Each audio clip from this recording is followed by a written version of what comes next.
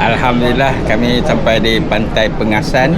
Cuma sampainya awal kita target nak shoot sunset. Jadi sementara sekarang baru jam 3, pukul 3 baru. Jadi kita kena ini rebus sama teh hangat dengan view laut.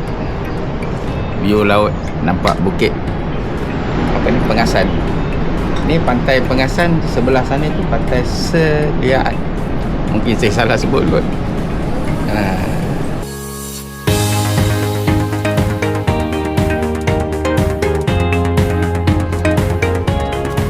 Assalamualaikum.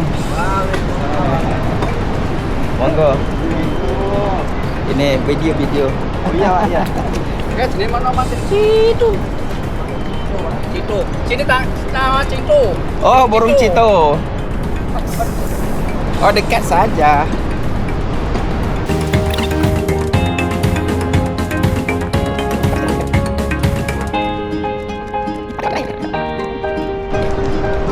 Sebab di atas kebun apa? Di atasnya musolanya mana, Pes? Dekat musola dekat kan? Tu, sebelah. Sebelah bukit kecil. Ikut ni, ikut tepi ni. Oh.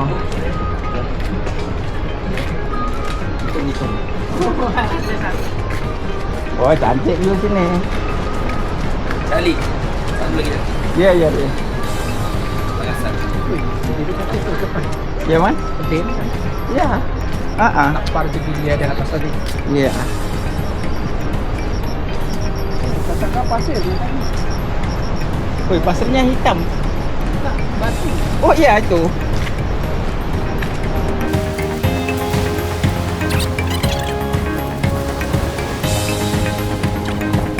Assalamualaikum, Dek.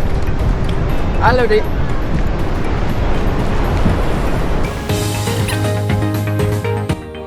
Okey, ini surau di Pantai Pengasan.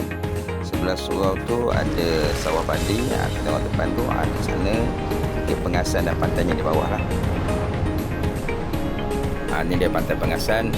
Cantik, ada sawah padi. Sayangnya baru dituai seminggu lepas katanya. Kalau tidak lagi cantik.